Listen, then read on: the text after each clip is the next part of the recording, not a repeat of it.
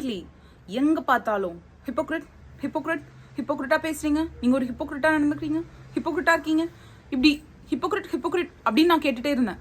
அதோட அர்த்தம் எனக்கு புரியல. டிக்ஷனரியில் சிம்பிளாக இருக்குது. என்ன தெரியுமா? சொல்கிறது ஒன்று, செய்கிறது ஒன்று. தட் மீன்ஸ் நம்ம ஒப்பீனியன் ஒரு விஷயத்தை கிளைம் பண்ணுவோம், பட் அதை வந்து நம்ம செய்ய மாட்டோம். சொந்த வாழ்க்கையில் வந்து அதை நடைமுறைப்படுத்த மாட்டோம். இதெல்லாம் பார்க்குறப்ப தமிழ் பொலிட்டிக்கல் சர்க்கிள் இருக்குல்ல, தமிழ், ஆமாம், ஏன்னா I don't know about the whole India, but Tamil political சர்க்கிளில் நிறைய பேர் ஃபியூடலான நிறைய விஷயங்களை வச்சுட்டு அதெல்லாம் தப்பு அப்படின்னு நினச்சிட்டு, பட் நடைமுறையில் நம்மளே தெரியாமல் அதை யூஸ் பண்ணியிருப்போம்.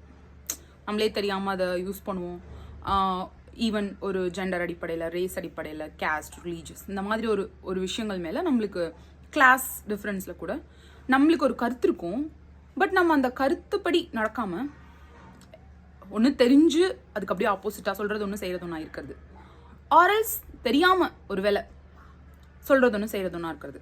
ஆர் நம்ம ஏற்றுக்கிட்ட கொள்கை ஒன்று, அதை செய்யாமல் இருக்கிறது, அதை வந்து நடைமுறைப்படுத்தாமல் இருக்கிறது, நடைமுறையில் வேறு மாதிரி இருக்கிறது, பேசுறதுக்கு வந்து வேறு மாதிரி இருக்கிறது. நான் இப்படி ஆகணும் அப்படி ஆகணும் வந்து முற்போக்காக்கும். ஆனால் நடைமுறையில் நான் நடைமுறைப்படுத்தும் போது அப்படி இருக்க மாட்டேன். நான் இதில் என்ன சொல்வேன் அப்படின்னா, ஒவ்வொருத்தருமே கூட யாருமே கம்ப்ளீட்டாக முற்போக்கா, கம்ப்ளீட்டாக பொலிட்டிக்கலி அவேரா, கான்ஷியஸாக இருக்க முடியாது. ஸோ நம்ம ஈச் அண்ட் எவ்ரி டைம் நம்மளை வந்து ரியலைஸ் பண்ணிகிட்டே இருக்கணும், அதை வந்து பார்த்துட்டே இருக்கணும் அப்படின்றதா. பாய்.